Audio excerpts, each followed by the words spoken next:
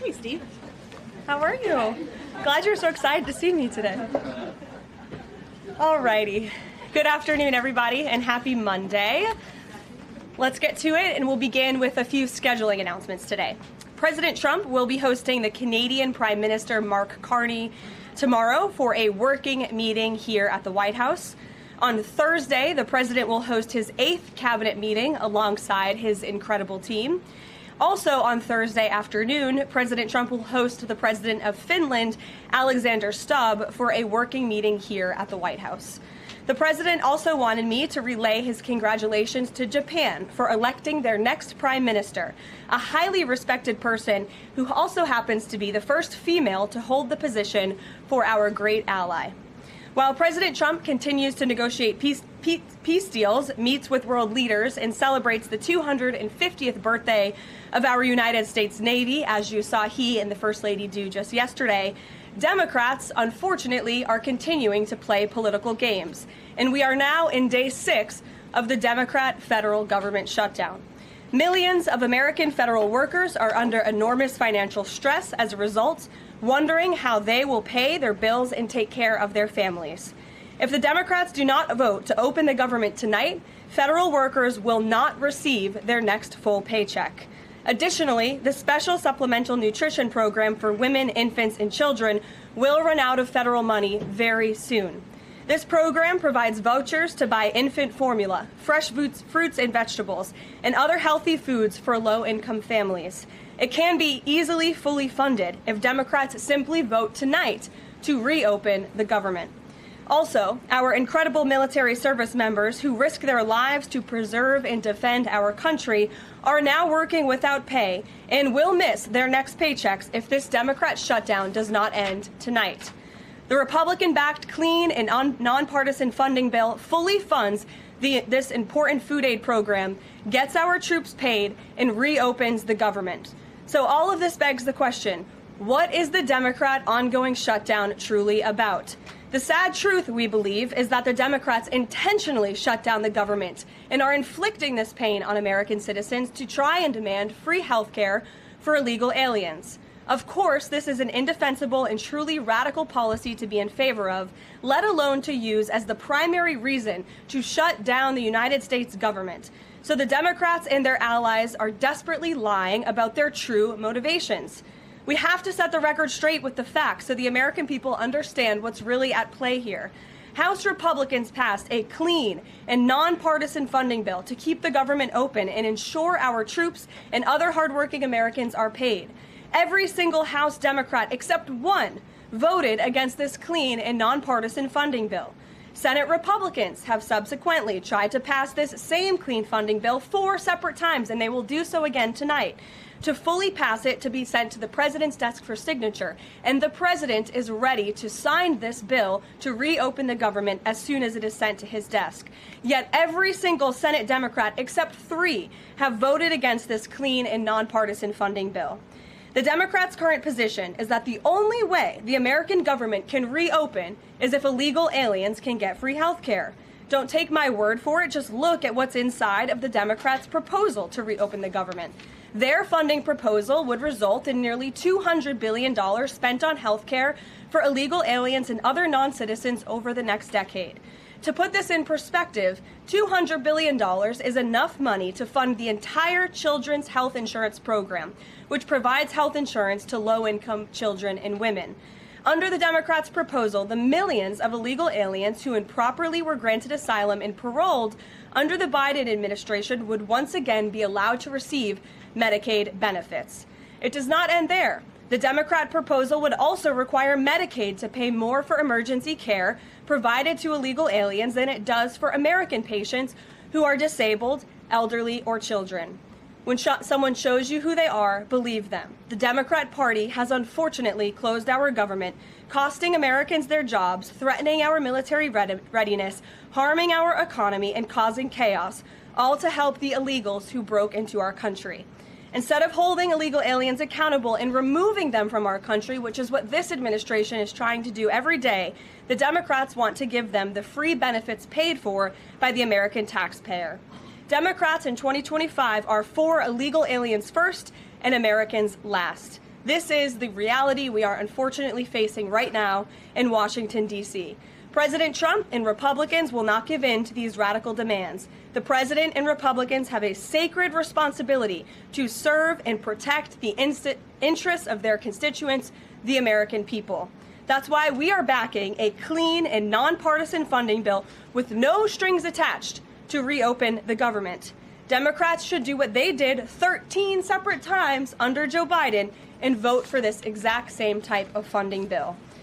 Now the Senate will vote tonight for the 5th time to reopen the government on the 6th day of this shutdown. All we need are an additional 5 Democrat senators to end this madness and vote for the clean funding bill to reopen the government. If you are an American watching at home right now, call your Democrat senators and tell them to do the right thing and end this shutdown. With that, I will take your questions. Here in our new media seat today, we have Elizabeth Mitchell from the Daily Signal. Elizabeth, thanks for being here, and please kick us off. Thank you for having me. I have 2 questions. First, President Trump told reporters yesterday that firings of federal employees are taking place right now. In which departments have people already been fired from their federal jobs due to the shutdown? The president was referring to the hundreds of thousands of federal workers who have been furloughed as a result of this federal government shutdown, both here at the White House and across the entire federal government. At agencies across the board, there are federal workers who are staying home. Many of them work in the White House. You know them. Some of them sit just behind me at those desks. They are unable to show up to work right now because the Democrats chose to shut the government down. And so we're already, unfortunately, seeing the consequence of this. And then, of course, the Office of Management and Budget is continuing to work with agencies on who, unfortunately, is going to have to be laid off if this shutdown continues. And Secretary Robert F. Kennedy Jr. said the FDA was required by federal law to approve the new abortion pill last week. Is the administration considering steps to undo this in light of requests from pro-life Congress members and organizations? I think Secretary Kennedy and the Department of Health and Human Services, as I addressed in the briefing last week, were following the law, and we will continue to do so. As I said last week as well, it's not an endorsement of this drug by any means. It's just a law that they were following. Jennifer.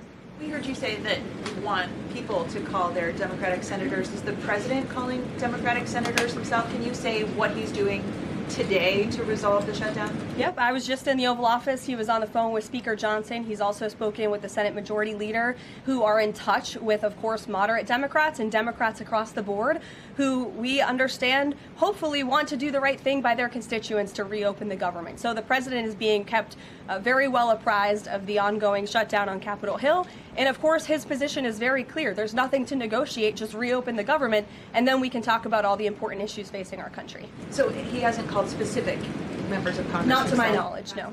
And then on the Affordable Care Act, is he willing to share more on what he'd like to negotiate on the Affordable Care Act later? Is he willing to say specifically what he would like and when? Look, the president is definitely committed to fixing and improving our healthcare system. You saw it again last week when he had one of the largest pharmaceutical companies in the world coming into the Oval Office and promising to lower drug prices by 200, 300, 100% in many cases for various types of drugs for American patients. That is a huge fix to a broken system that has been ripping off the American people for far too long. So the president's very committed to this. But right now, we need to reopen the federal government, and the president is remaining very firm in that position. Catherine. If the vote fails in the Senate today to reopen the government, would that trigger layoffs? Look, again, we hope that the vote will not fail because this administration wants to reopen the government. We don't want to see people laid off. But unfortunately, if this shutdown continues, layoffs are going to be an unfortunate consequence of that. Is there a timing for when that would happen? Well, look, we'll see how the vote goes tonight. And can you confirm, is the White House floating a proposal to cap Obamacare subsidies by denying them to new enrollees? I have not seen a proposal like that. Emily. Thanks, Caroline. The president said yesterday he was considering a phase 2 approach to Venezuela. Is the president considering U.S. boots on the ground or any kind of support of overthrowing Maduro? I won't get into any specific proposals that are being considered by the president and his national security team, but I think we've been pretty transparent and clear in the administration's view of the illegitimate Maduro regime, and the president has taken very unprecedented, tough action to end the illegal trafficking of illicit drugs into our country from Maduro's illegitimate regime. Karoline. Danny, go ahead. Thanks, Caroline. The French government has collapsed again for the fourth time in a year. And I was just wondering if there's any concern in the White House about the kind of ongoing political crisis there, and any thought about whether the President Trump's good friend, President Macron, should either call elections or even resign over that. Well, I can tell you the White House and the National Security Council are very much aware of this situation, but I think it would be imprudent of me to weigh in on French internal politics from the podium, so I will reserve comment on that. Behind you, yes. What is President Trump's expectations for talks today and I guess this week in Egypt? And is there a new timeline that the president is giving all sides to reach an agreement? Yes. There are technical talks happening right now in Egypt amongst Special Envoy Witkoff and Mr. Kushner, as well as their respective parties from all sides. What we saw take place on Friday, and I have not commented on that from the podium yet, is truly remarkable.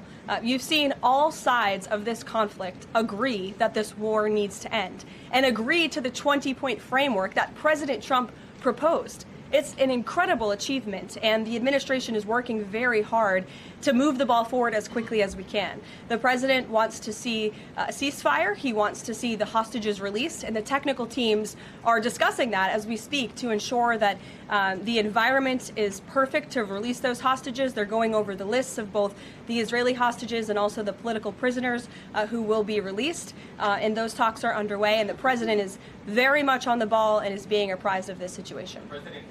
A Sunday evening deadline. Obviously, the negotiations have extended that, I imagine. What is that new deadline? Does the president have a time frame in mind to see this phase implemented? Well, the Sunday evening deadline was to hear back from Hamas on the proposal one way or another. And of course, on Friday, Hamas put out a very clear statement in the president's view that they accept the president's framework, and that's why those technical talks are now underway. But again, we want to move very quickly on this, and the president wants to see the hostages released as soon as possible. Steve. How long do you expect those technical talks to last, Caroline? I don't want to draw a red line up here, Steve. Of course, it's very important, as I just mentioned, that we get this done quickly. That's how the president's team feels, so we can get some momentum, get the hostages out, and then move to the next part of this, which is really ensuring that we can create a lasting and durable peace in Gaza and ensure that Gaza is a place that no longer threatens the security of Israel or the United States. What do you expect to be on the agenda for the president's meeting with the Prime Minister of Canada tomorrow? I'm sure trade will be a topic of discussion tomorrow and all of the other issues that are facing both Canada and the United States. I know the president looks forward to having that discussion with Carney in the Oval Office. Caitlin. Thanks, Caroline. I have two questions. On the layoff of federal workers, potentially, the president said yesterday that Democrats will be to blame if federal workers lose their jobs. Historically, though, in past shutdowns, workers have been furloughed, but they have not been laid off en masse. So wouldn't that be the president's call to lay people off? As I've said repeatedly, Caitlin, this conversation about layoffs would not be happening right now if the Democrats did not vote to shut the government down. And as I also said last briefing as well, we are $37 trillion in debt, and the government is not receiving any cash. So someone has to look at the balance sheet and be good stewards of the American taxpayer dollar. And layoffs are an unfortunate consequence of that. Term, for example. Well, as I'm telling you now, this administration is focusing on checking the balance sheet and ensuring we're doing the right thing by the American taxpayer. And again, these conversations about layoffs would not be happening in the White House today if not for the Democrat shutdown. And they have a choice to change that. They have another opportunity tonight to do the right thing to reopen the government. Joey. Judge over the weekend. Sorry, my second question. A federal judge over the weekend that the president had appointed to the bench in his first term in office basically argued that he could not deploy other states' National Guards to Portland. Basically said that it was untethered, his argument, to what is actually happening on the ground. Which local officials in Portland have said that the National Guard is needed there? With all due respect to that judge, I think her opinion is untethered in reality and in the law. The president is using his authority as Commander-in-Chief, U.S. Code 12406, which clearly states that the president has the right to call up the National Guard in cases where he deems it's appropriate. And if you look at what has happened in Portland, Oregon, for more than 100 nights, I was talking to our law enforcement team about it this morning, for more than 100 days, night after night after night, the ICE facility has been really under siege by these anarchists outside. They have been disrespecting law enforcement. They've been inciting violence. We saw, again, a guillotine rolled out in front of this federal building. And so the president wants to ensure that our federal buildings and our assets are protected. And that's exactly what he's trying to do. And ultimately, in the case in Los Angeles, that judge ruled in the Ninth Circuit, that panel of judges ruled that those troops could remain and that the president was well within his authority to do so. So we are appealing that decision. As you know, we expect a hearing on it pretty quickly, and we're very confident in the president's legal authority to do this, and we're very confident we will win on the merits of the law. But no local officials that you can point to that have said we need the National Guard? Because I spoke to the police chief of Portland last week. He said that the president's claims just don't match up with what's happening on the ground. I would encourage you as a reporter to go on the ground and to take a look at it for yourself, because there's been many members of the press, not press in this room, but independent journalists, some of whom we'll be inviting to the White House very soon to share their stories, because they have been in the middle of these riots and they have witnessed the anarchy that is taking place night after night. It's on video. You should play it on your show. You have a great opportunity on prime time on CNN to show your audience. Yeah, but you're probably talking to partisan Democrat officials who are opposed to everything this president does. You should also ask the people who live in Portland. We've actually heard from many members of the community who have said that this is complete civil disobedience. It's a mess. It's been loud. It's been troubling for neighbors in the community who are just trying to live peacefully. And these people are not there to peacefully protest. They are there to cause mayhem and havoc. Yeah, Karoline. Stephen, go ahead. Thank you, Karoline. Two questions. First, do you have a reaction to reports that thousands of Cuban troops are deployed alongside Russia fighting in Ukraine? And on a very different matter, the president last week floated in an interview with our colleague Daniel from One America a rebate for tariffs of up to $2,000 per person. Is that plan contingent on the Supreme Court's upcoming ruling on the legality of the tariffs? And is the White House preparing for legislation to make that happen? Sure. On the first point, I have not seen that report, Stephen, but I'll check in with our national security team after this and we'll get you an update. To your second point about the tariff rebates, I think it's an idea that the president has discussed and floated with his team of advisors, but no decision has been firmly made at this point in time. Why don't we go to the back? Owen. Good afternoon. Good afternoon. A few days ago, President Trump demanded Jay Jones of Virginia get out of the race for condoning political violence in a text message against a Republican politician a few years ago. He hasn't left the race. He hasn't dropped out. What's the president's reaction? Well, as you know, I'm not at liberty to discuss political races from the podium. I think the president himself made his position very clear, and I think anyone could agree the messages that were sent by this Democrat nominee for Attorney General in Virginia are really shocking, alarming, and completely unacceptable. He was threatening to kill his opponent and his opponent's children, and that type of rhetoric has zero place in our country, and the president was absolutely right to condemn that. Sure, go ahead. Thank you. The Democrats have questioned and scrutinized the president's comments about using potentially the military, American cities, as training grounds for the military. And when you look at Portland, Chicago, local and state officials say that their local law enforcement is able to handle the situations, these protests on the ground. The president says that Portland is burning, using that as justification for the National Guard in Portland. But when you look here in Washington, D.C., the president just last week said it is now a completely safe city, and there are still National Guard members on the streets that are not involved in ICE activities.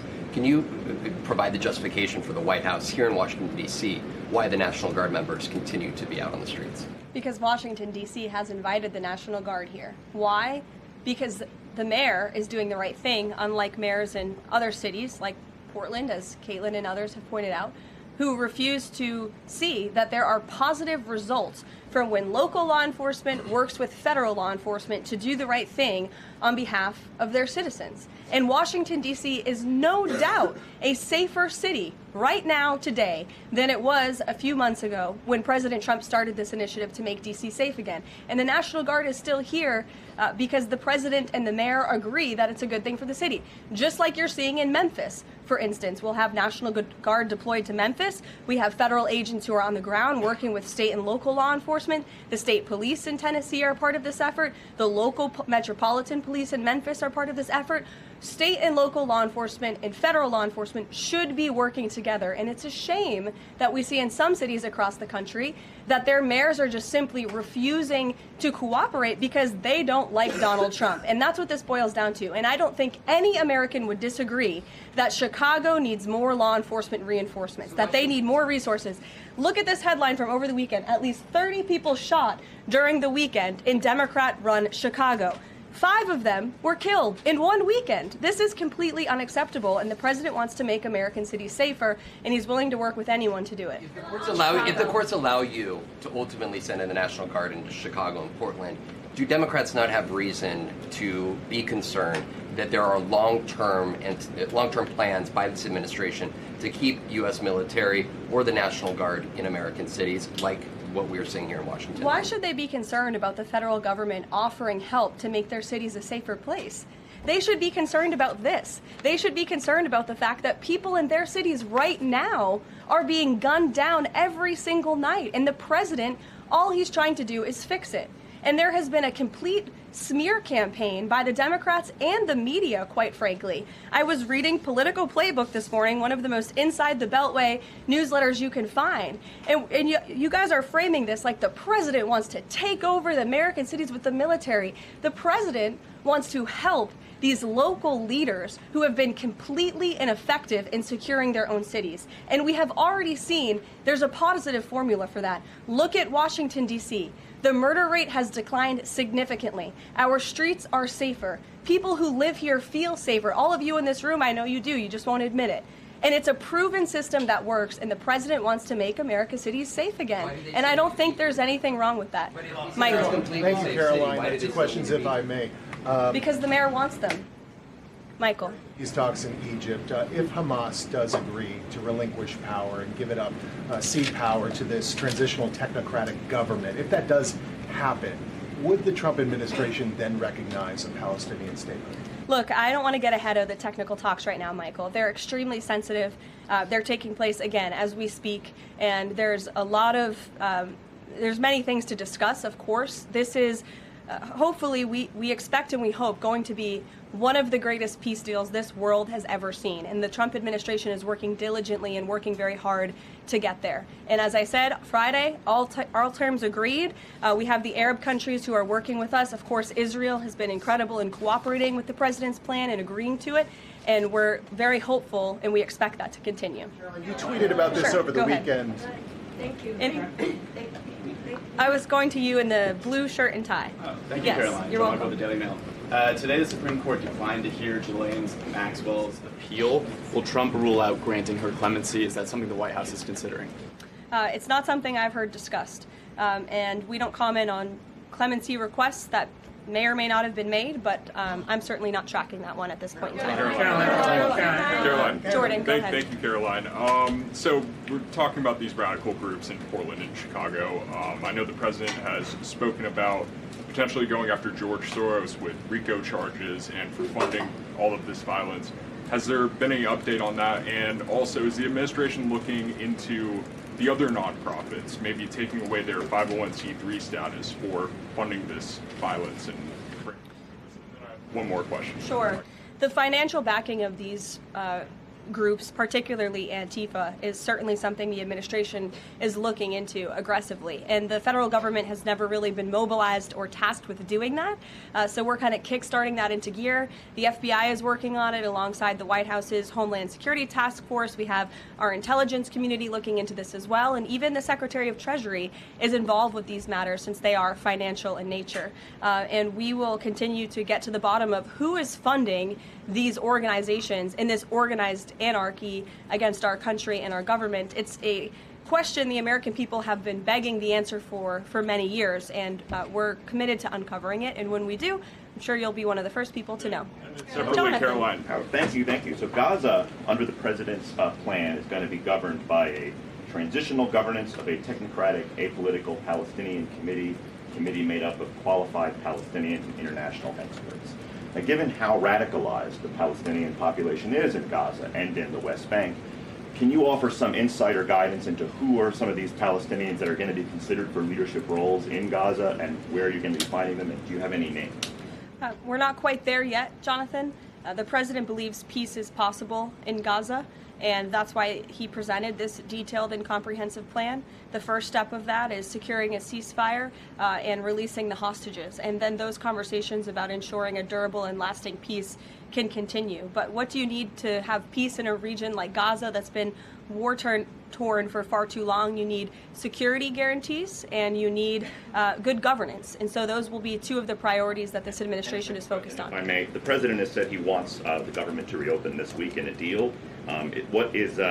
What's going to happen by the end of the week if there's no deal? What's the White House prepared to do? With no deal with what? To reopen the government.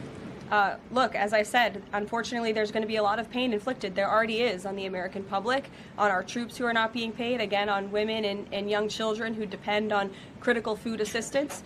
We hate to see this. And in fact, the Office of Management and Budget is trying to do everything they can to find funds to get out the door for these vulnerable populations in our country. Again, we shouldn't be having to do that. The Democrats have a chance to change course tonight. I believe the vote's taking place at 6:30, and we urge Democrat senators to vote to reopen the government and to do the right thing. Thanks, guys.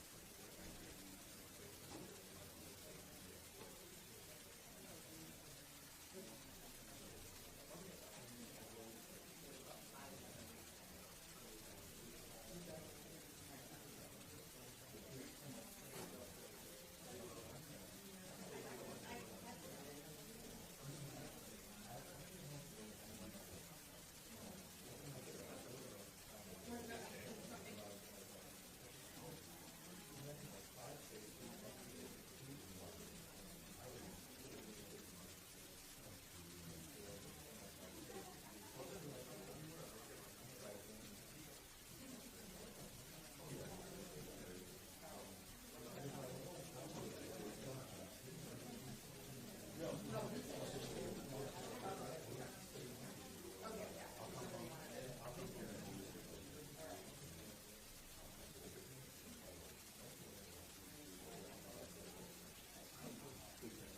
when we get down to the end over here with the microphone, we pass it down and we ask a question. If it comes to you, we ask you down this way. Down here, this is kind of keeping us close. But if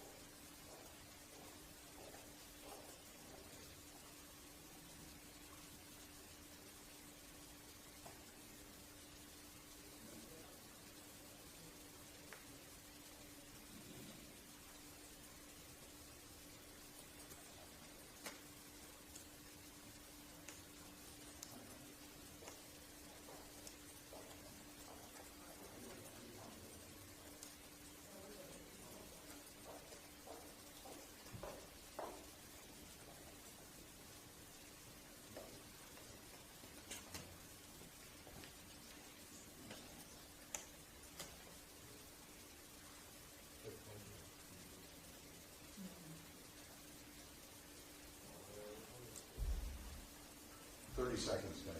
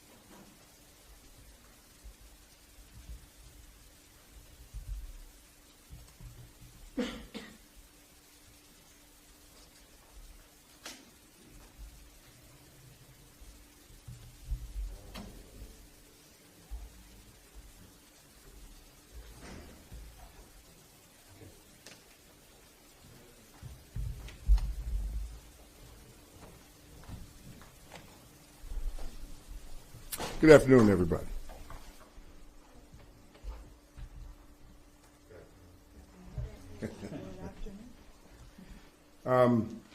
Calling this press conference to talk about some of the things that's going on in the city. So I want to be clear about one thing. This is about law enforcement response to these types of incidents. So I want to be clear that I'm going to limit my responses to that. So it would be appreciated if your questions are around our law enforcement response to what we're seeing here with federal agents and immigration enforcement and how we respond. I've been quiet a little too long because I want to stay out of the politics of this, because as you know, there's a lot of politics around this. I don't play politics. I've told you that before.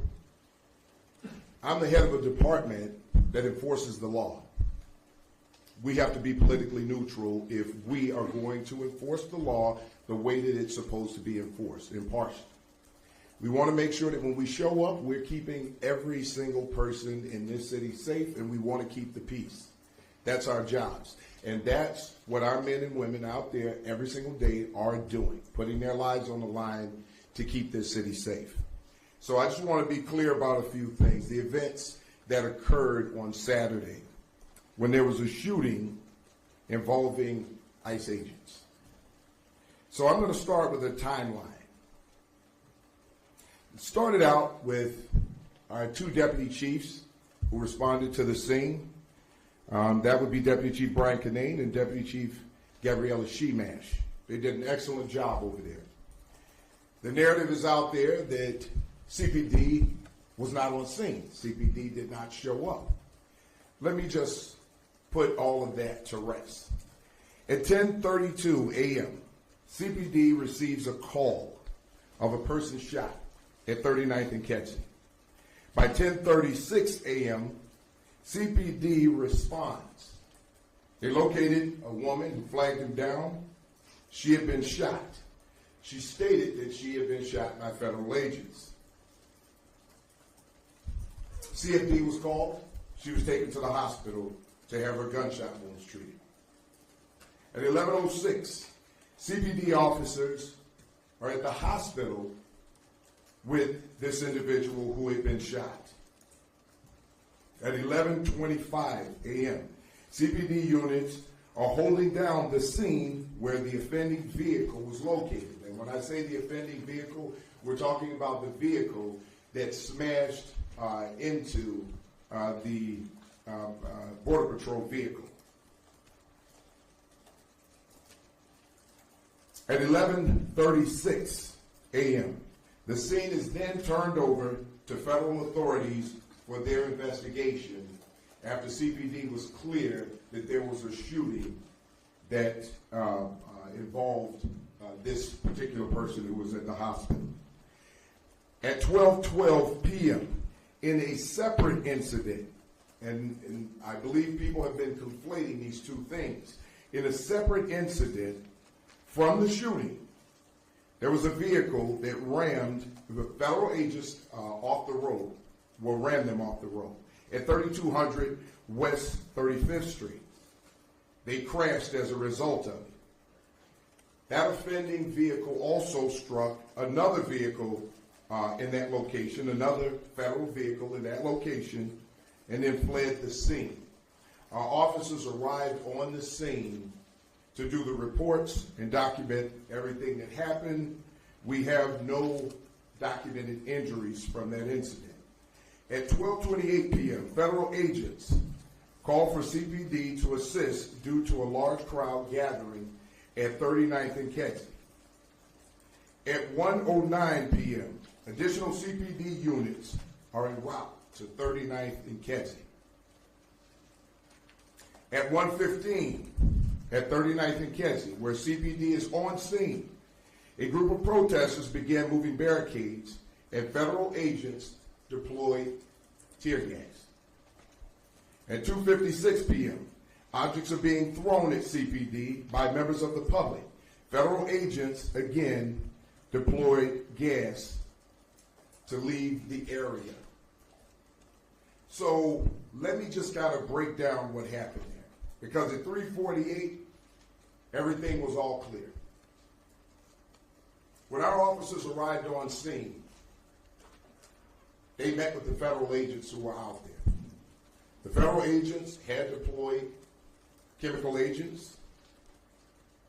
They deployed chemical agents while our officers were there. Those who will tell you that our officers weren't there, say that to the 27 officers who were affected by the chemical agents that were deployed by federal agents.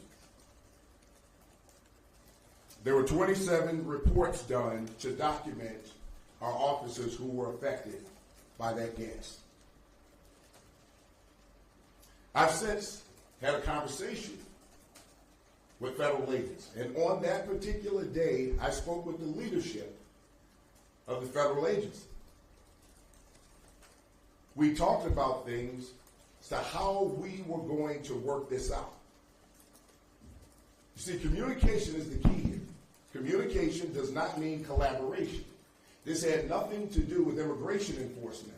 What it had to do with a scene where someone in our city was shot, and we, as CPD, are responsible for showing up, documenting that, even when the shooting and the investigation has been taken over by the FBI.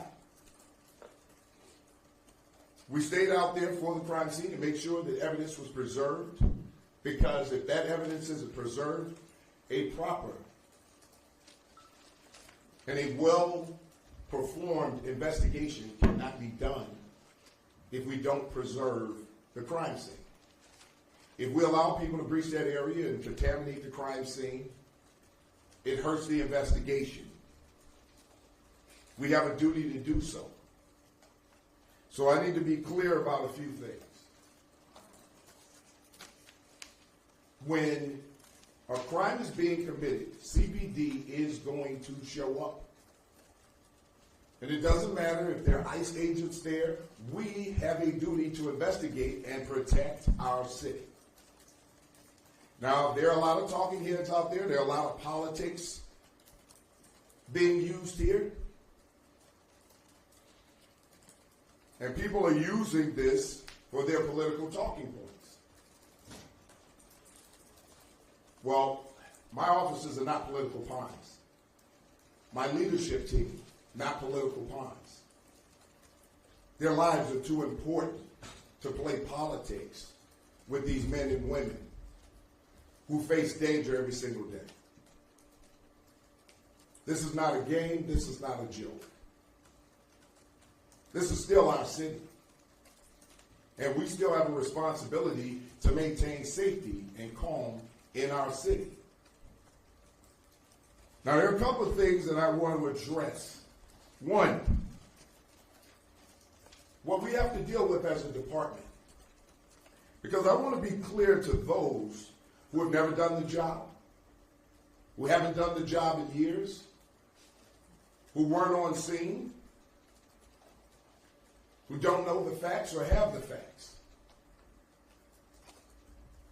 But they've got a lot of solutions or a lot of ideas of what happened or what should have happened. Let me first talk about the Trust Act. The Trust Act prohibits law enforcement in the state of Illinois from engaging in assisting federal agents when it comes to immigration enforcement. We abide by that law. The city ordinance, the welcoming city ordinance, goes a little further. It even prohibits us from asking someone their status. We abide by that ordinance. Because in law enforcement, we don't make the laws, we uphold them. And we're sworn to do so. And we take our oath seriously. Engaging with federal agents, we do it on a regular basis. We have task force officers who are out there every single day working to stop human trafficking, drug enforcement, gun violence, gun recoveries, search warrants, and everything in between when it comes to violent crime in our city. We have a great partnership with our federal agents, and we still do, and we will continue to work with them around violent crime. But let me explain how important it is to understand how difficult it is for our officers at times. Because when we look at the Trust Act and the Welcoming City Ordinance, sometimes there's a struggle when you're walking that line to make sure that you're not violating either one of those things,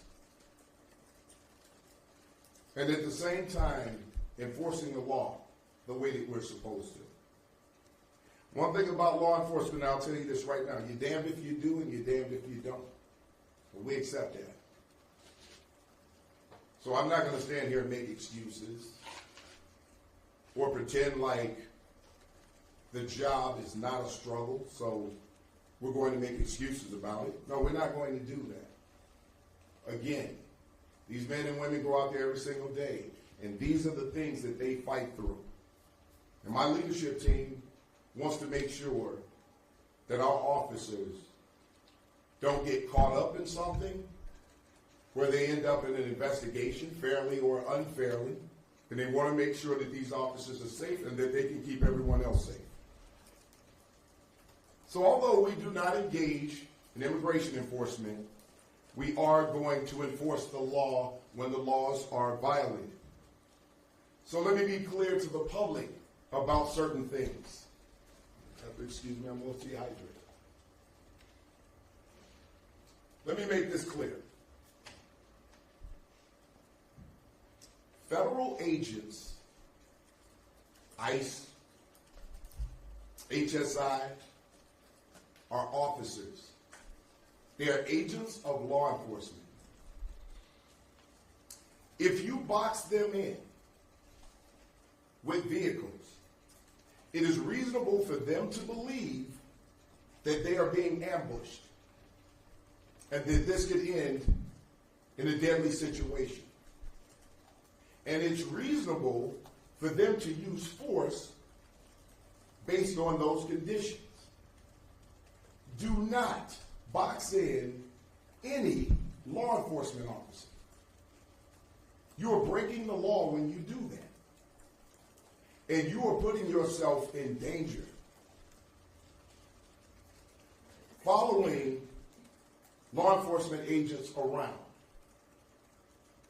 The question is why? What do you plan on doing? It's also reasonable for them to believe that you're eventually going to do harm to them. If you ram any vehicle, especially that one that contains law enforcement agents, and that's any law enforcement, local, state, federal, county, and you do this intentionally, this is considered deadly force. Deadly force is anything that can cause great bodily harm or death. When you plow into a vehicle that contains law enforcement agents, you're using deadly force. and they can use deadly force in response to stop you. We need to be clear about these laws. We cannot become a society where we just decide to take everything in our own hands and start to commit crimes against law enforcement. It is a crime. You may not like what they're doing. I can understand that there's a lot of emotions out there, but that does not mean that you get to commit a crime, especially one that could lead to deadly force. We need to keep everyone safe.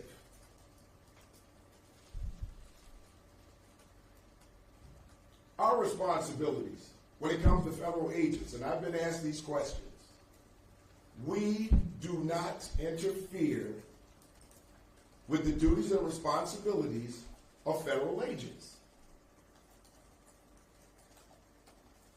We don't have to agree with it. It doesn't matter. You don't have to agree with it. We do not interfere with their orders. And when they go out to carry out their orders, they will do that the way that they're trained to do it and their understanding of what it is they have to do. Another one. CPD will not arrest and cannot arrest federal agents because someone deems what they're doing is illegal or unlawful. Their rules of engagement are different from CPD and other local law enforcement agents. We need to be clear about this. If we're not clear about this, we will see another event like we saw Saturday. We cannot move like this in this city. If we want to keep the peace in this city, we need to be smart about how we do things. And attacking law enforcement under any circumstances is not safe for anyone. Because as I've said before, a member of law enforcement who cannot protect himself or herself cannot protect anyone else. And we have a responsibility to make sure that we protect ourselves and each other so that we can protect everyone else in this city. If for any reason a crime is being committed and ICE agent, state, local, police officers, if it involves law enforcement, we are going to show up. And whatever's going on there, we're going to work to stop it, put an end to it, calm the situation down. And if we need to stay there to continue to keep the situation calm, we will do exactly that. So I want to be clear about what are the things that we're going to do now. What we're going to do, and this is my decision because I need to be firm on this. When we show up to a scene and a crowd gathers, CPD is going to step out there. We're going to make sure that we maintain that scene and we keep people calm. This is our city, and we're going to make sure that we bring some type of calm or resolution to whatever's going on at that scene. We will be there. Now, when we look at what has happened, there's some things that we can work on. Because whenever you see something for the first time and you respond to it, there's always something that you can do better. That's what we do. And that's why we're having an after action about what happened so that we can prepare if something like this happens again, or to prepare to make sure that we can avoid it. So we learned some things. Now, I'm going to allow some questions from everyone here. I'll do my best to answer your questions to the best of my ability. Again, I would like for everyone to stay on topic as to what we're talking about here right now. And when it's over, there's some things that I'm probably going to touch on if we don't get to them with the questions. So go ahead. Okay, we'll start here. Please introduce yourself. Thank you. Madison with Black Club Chicago. Superintendent, when you said there were 27 agents affected by the chemical agents used, can you expand on that? What do you mean by these officers were affected? Well, thanks for that question, Madison. Our officers were out there. There were chemical agents dropped. Our officers were pulled from other locations to go over there. On Saturday, we had multiple events going on, including a large protest in the downtown area. So in order to help out at this location, we pulled officers from other places. They did not have the equipment to fight off a chemical agent, and they were affected by it. Were there any major injuries? No. Our officers are resilient and tough, and they were actually pretty tough on the scene. And but we made sure that it was documented, just in case they had some after effects from it. We just want to make sure that our officers are safe. So those officers are doing good, and thank you for the question. Thank you for expanding. Sarah Schulte with ABC7.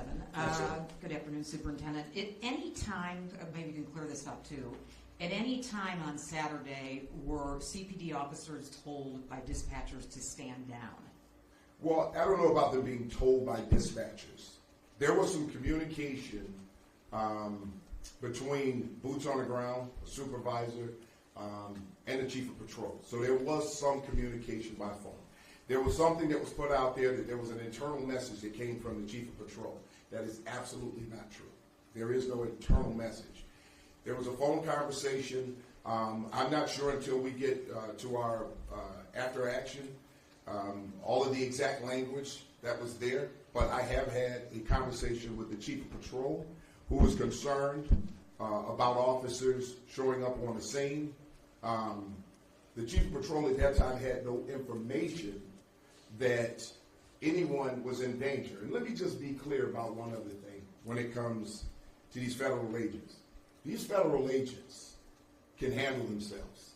All right? We've been out there and we've seen it. Now, that doesn't mean that we're going to leave them because we know that they can handle themselves. We need to make sure that we have our officers and enough of them to respond to a scene if they are being surrounded. So were they told to stand down? Our officers were not told to stand down. Our officers were out there throughout the entire event. I would never tell our officers to stand down because if our officers were in trouble and we needed help from other officers, I would expect those officers to step in and help us. And it's the same thing that we do on our side. When someone is in trouble, we're going to step in. So to get a little more information about that, we'll know by tomorrow what that exact conversation was. Superintendent, how are you? I'm good. How are you?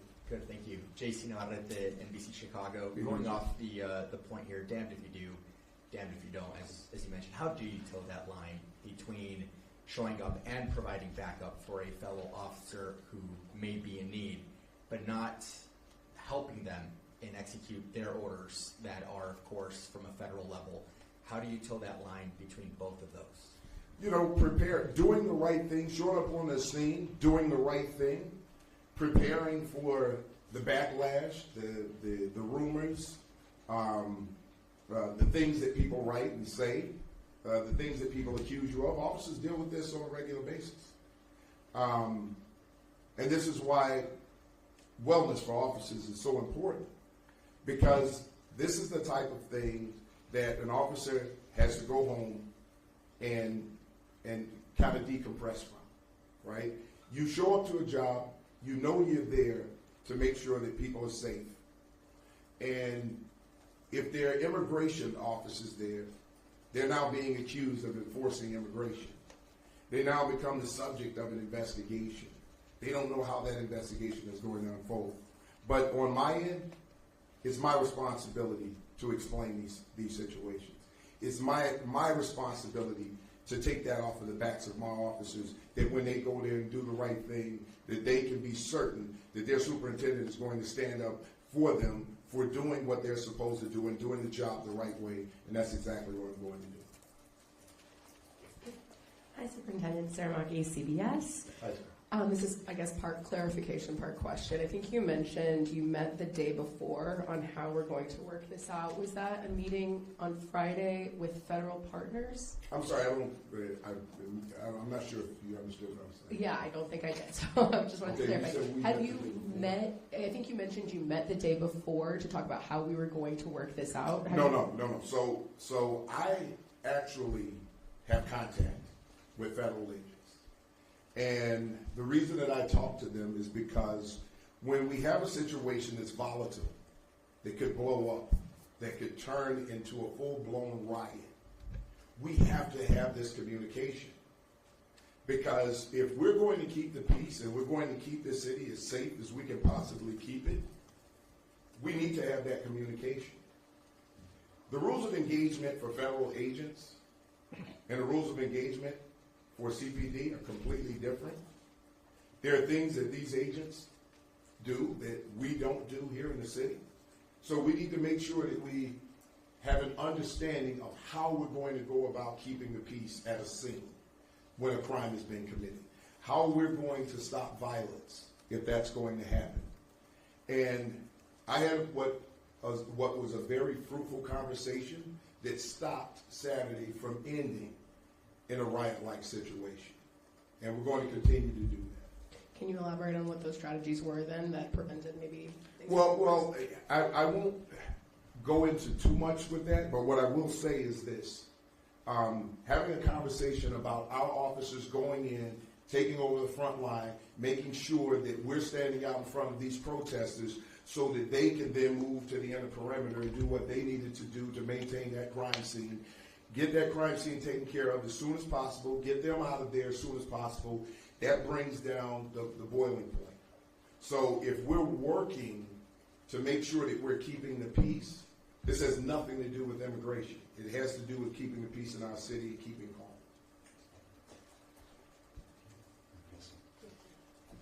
Hi, Superintendent Sophie with the Sun-Times. Hi, I don't Sophie. know if you could talk a little bit more about, we're going to be involved in scenes like this now.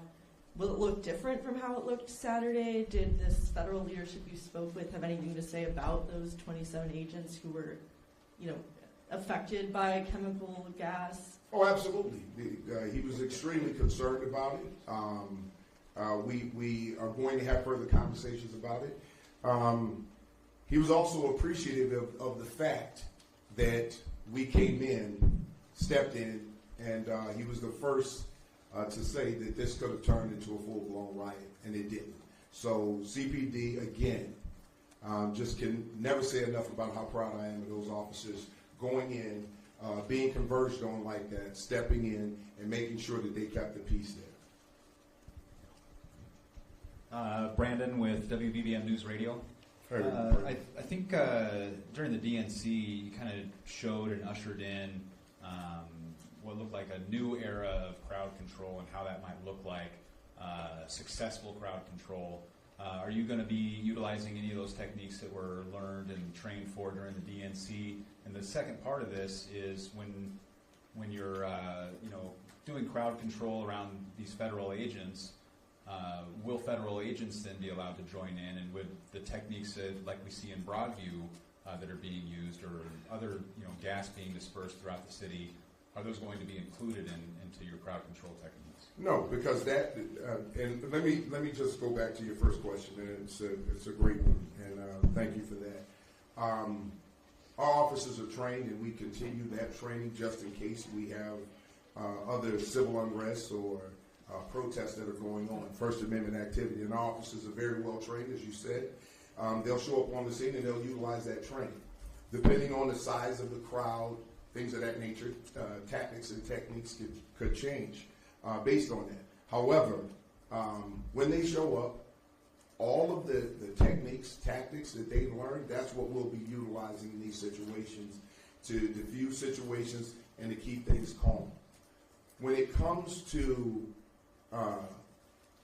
deployments of chemical agents and things of that nature, again, the federal law enforcement, they have a different probably training around it. They have different rules of engagement. So when they deploy based on their tactics and what their rules are.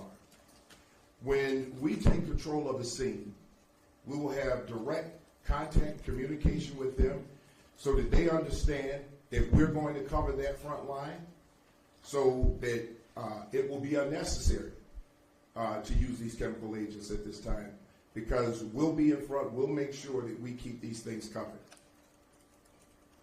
Omar Jimenez, CNN. Good to see you. Hey, so in the timeline that you put out, you said 1228 federal agents call for help for a crowd. 109 additional CPD units are en route. I know there were already officers on scene, but can you just give some clarity on what were the considerations, or what would the considerations have been between in the 31 minutes or so, or 41 minutes, quick math, or so, when additional units were still being considered to be sent to the scene? What was the decision making around there, and why was that needed? Well, the decision making was based on a request. There was a crime scene there that had to be processed by the FBI, who was doing the investigation, and you still had a crowd there, not a very large crowd, but within that crowd there were some unruly people. There were federal agents there, and they held their line, but we wanted to make sure that we got there because there had been some chemical agents that were deployed. We wanted to get there to make sure that we brought the temperature down, allowed for the processing of the crime scene. Once it was processed, then everybody could leave. But that gap of time that you're talking about, it took a little time to move officers from one location to another to get those officers over there.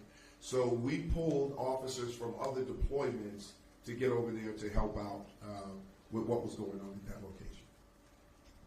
Hi, Superintendent Smiley. Tony Hill with the Tribe. Tony, how are you? Tonya, but thank you. Tony, okay. I get that right. No problem.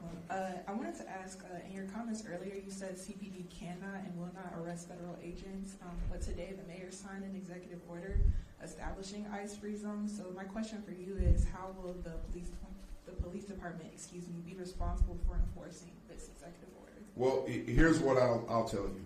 I've only gotten a chance today to browse over that executive order because it was recently released. That's something that I'm going to have to look at DOL, the Department of Law, sit down and talk about what's in that executive order. So I don't really want to speak on anything that I haven't studied and have a true understanding of. But again, I will go back and say what I said before. We do not arrest federal agents who are here to do their jobs.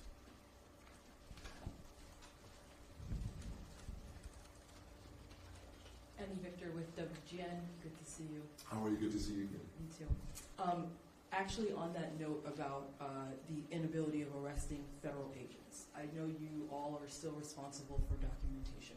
So I guess my question is, how closely are these situations being documented in terms of the actions of protesters as well as the actions from federal agents? Because as we know, there have already been lawsuits popping up in Broadview, for example, because of the situations, people being pushed to the ground, potential excessive force that people are claiming they've received in that area. So, if there are court cases that stem from this, how closely are you documenting both sides of the situation? Well, here's what we don't document things on that level. If we make an arrest, if we put hands on someone, if we use force as an agency ourselves, we follow our policies. And this goes back to me saying that the rules of engagement for federal agents are going to be different from that of local law enforcement, especially the CPD. A lot of what we do and the way that we respond, our policies are more restrictive than federal and state law. So when you are looking at what a federal agent is doing, you might be judging that federal agent based on our policies. And you can't do that. Those things have to be separated. So when a federal agent takes someone into custody, the way that they use force, that's going to be for the federal agency to explain, not CPD. So what we worry about and what I worry about are my officers policing constitutionally and keeping each other safe, keeping the city safe, and keeping everyone safe around them, and stopping those who will commit violent acts against anyone. That's what I'm concerned about. So we don't document what they do. That's up to them. Good afternoon, Superintendent. Karoline with the Chicago Tribune. Nice Caroline? to meet you. Yes. Good to meet you.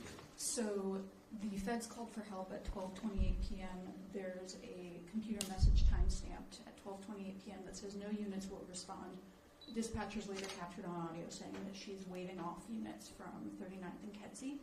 I am wondering what would you call that, if not a stand down, and if there were already enough units on scene, how many were there circa 12:28?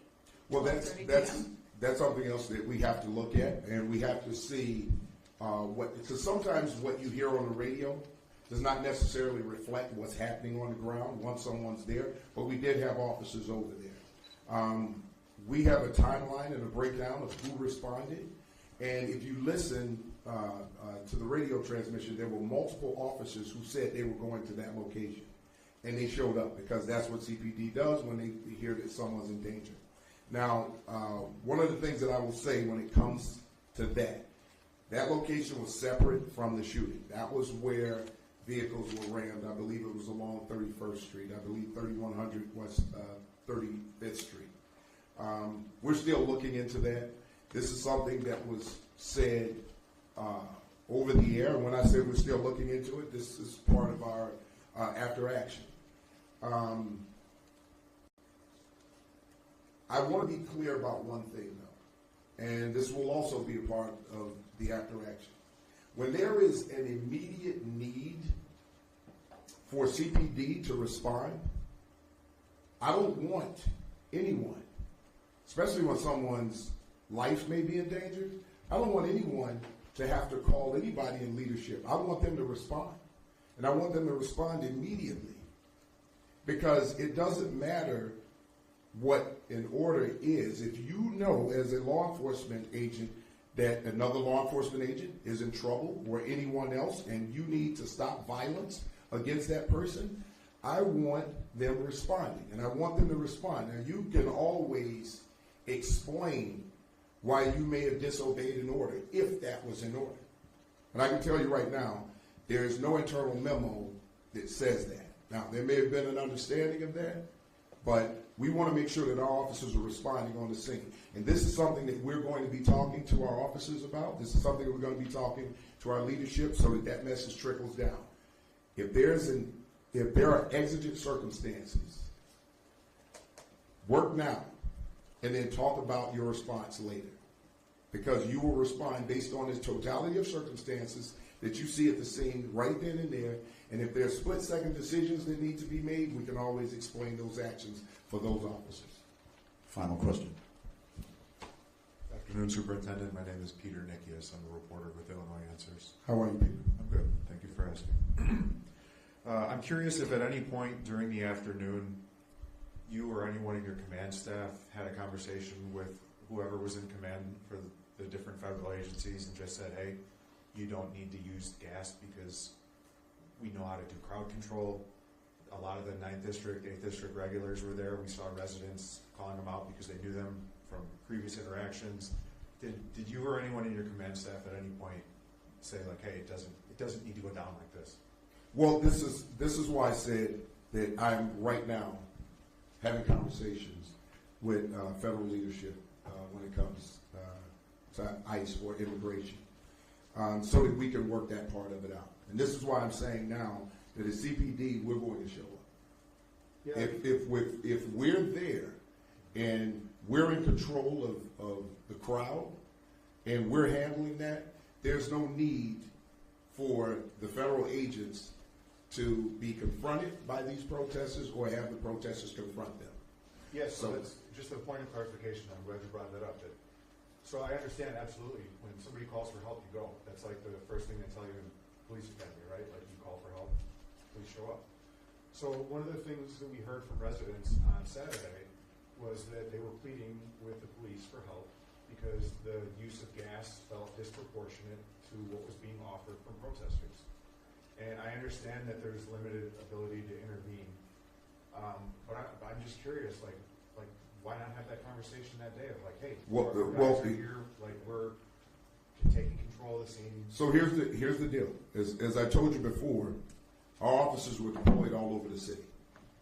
So to get enough people there so that everyone felt safe, it took time to do that. Now, again, we can have that conversation on the scene, But if that's not how they're trained, that's probably not going to take much effect. That's why communication afterwards has to happen. And I've already reached out to the leadership and expressed concern about that and what we're going to do moving forward, and that's why the communication has to happen. The difficulty here has always been around the belief that CPD is working with immigration enforcement, which we're not. And there's always been that difficulty. But right now, I'm standing here to tell you this. I don't really care about what people think about that anymore, because I know what we're doing. And I'll just explain that so that we can avoid these types of situations happening in the future. Now, I get what you're saying. That's always, when we're looking at a situation like that, we're looking at it in hindsight, right? And things were kind of all over the place. We now know this was the first time something like this happened involving immigration, where someone rammed a federal agent and a shooting occurred as a result of it. Box federal agent said, and a shooting occurred. This was the first time this happened. This is why we're doing an after action, so that we can better respond to this the next time something like this happens. Thanks, Superintendent. Thank you. Hold on. Listen, I just need to address another thing, and this is very important. There's a lot of heat out there around the Chief of Patrol. And I'm going to make this clear.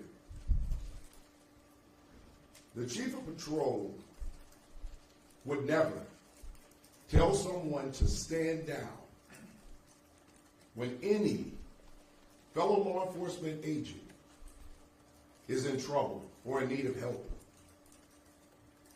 Now, I will say there was a lot of miscommunication, talking points back and forth about what was really happening out there on the ground, and we need to do better. And if we screw something up, we mess up, we fess up. We fix it.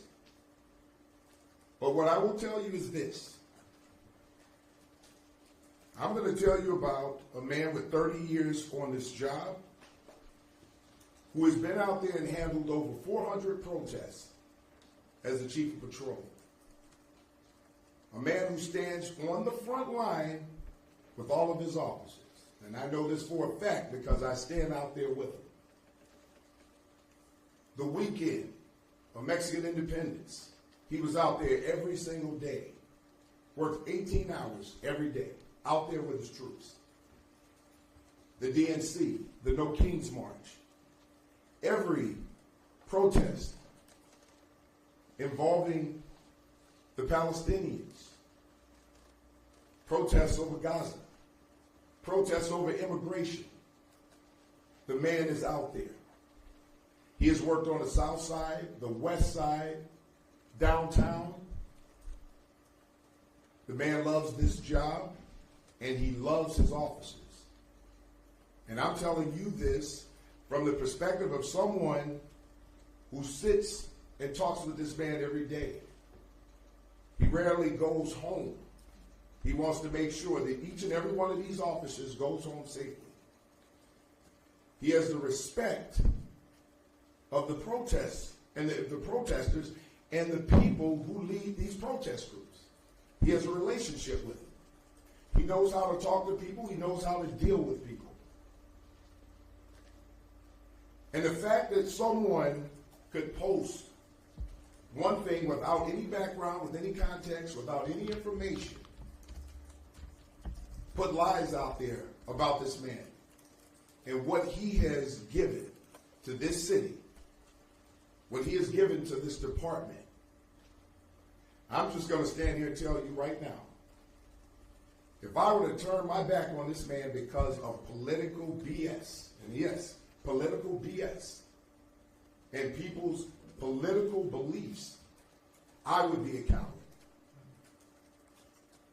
That's not going to happen. That's my partner in crime. I will go to war with this man. I'm not going to allow anybody to rake this man over the coals. The DNC could not have been a success without him. Couldn't have been without him. So, you can't be pro-police when you need something. And then anti when it's politically advantageous. You either believe that the job of policing is a tough job or you don't.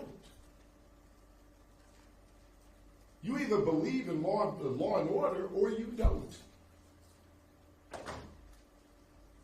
We're going to judge a person based on a post. This man has served this city with honor. And I'm going to stand with him till the end. This man's brother was a federal agent who is now deceased. He talks about it. He talks about where he came from. Small town, poor man. We have similar stories. Never thought he'd be the chief of patrol and thankful for it every single day. When I talked to him, he was concerned that our officers who go there would be exposed to chemical agents without their masks. He wanted to make sure that these officers were well prepared if they got there. He wanted to protect his officers. But when we got the information, which I got directly from the head of Border Patrol, that the agents have been involved in the shooting, they have been boxed in. We talked. He immediately redeployed resources to the location to get more people there. See, when you don't know the whole story, it's easy to go online and listen to those who are trolling.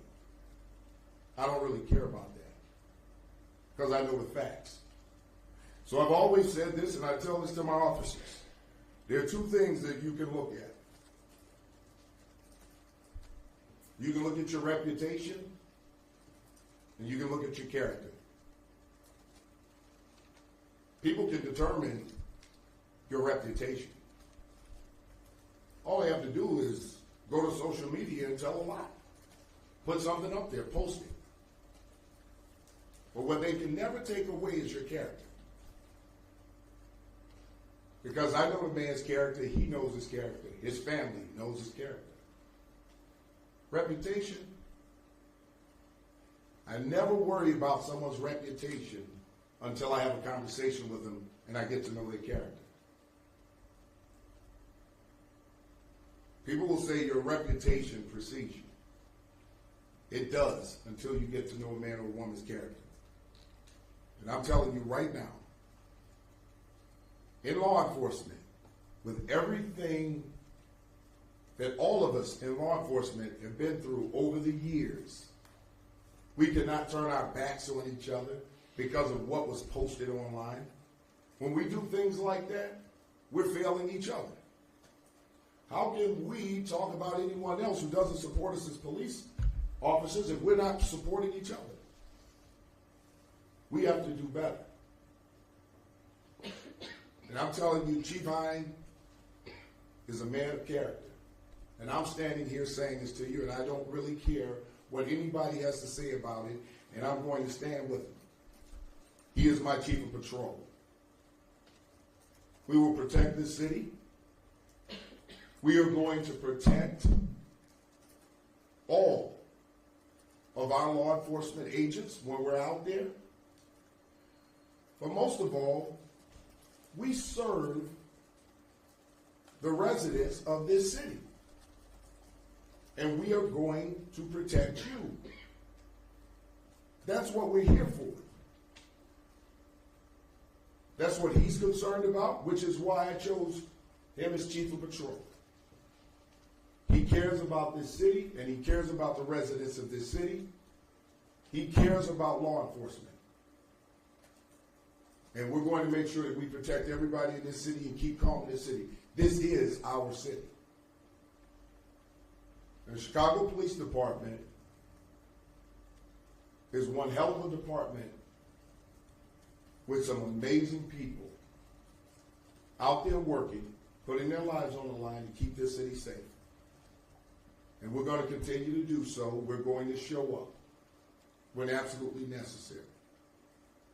So I thank you for coming, but look for us out there to do exactly what I said we're going to do, because we've got the best people to get that job done. Thank you. Thank you all for coming. Super real quick, were you okay with how gas was used in Brighton Park?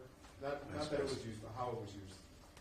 You feel Christian Ohm is unfairly amplifying narratives like that without Guys, knowing all the facts? It's done. Thank you, guys. Thanks, guys, for coming, guys. Thanks. Be careful on your way out. You want to answer the gas question too? It's done. Asked and answered. It's been asked and answered. Thank you, Superintendent. Take care, guys.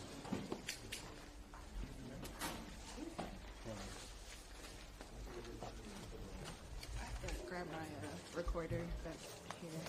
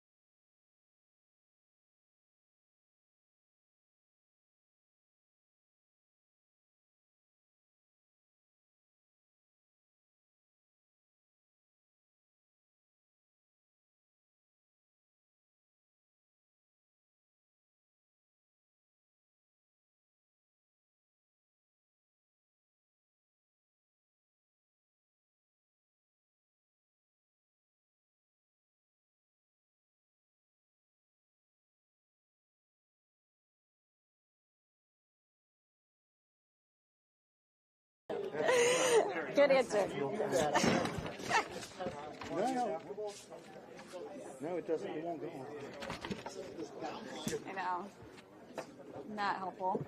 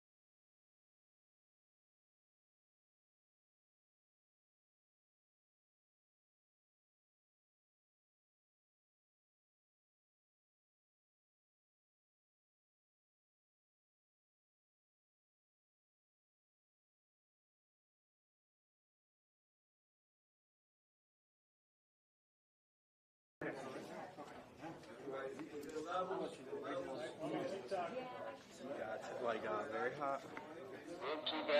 Yeah. It don't sound good. I think I know why though. Hold on. I think I know why. Set line.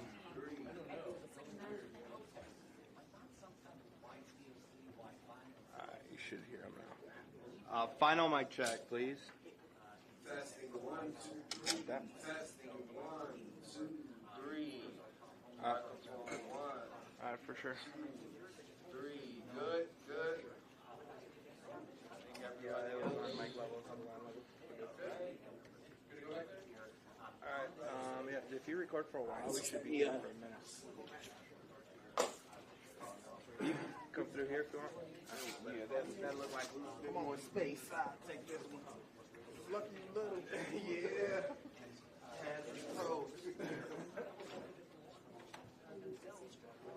Sorry, what?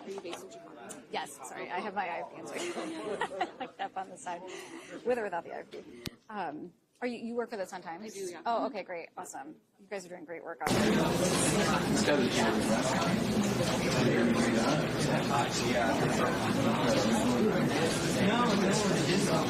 I saw him. And then I see him.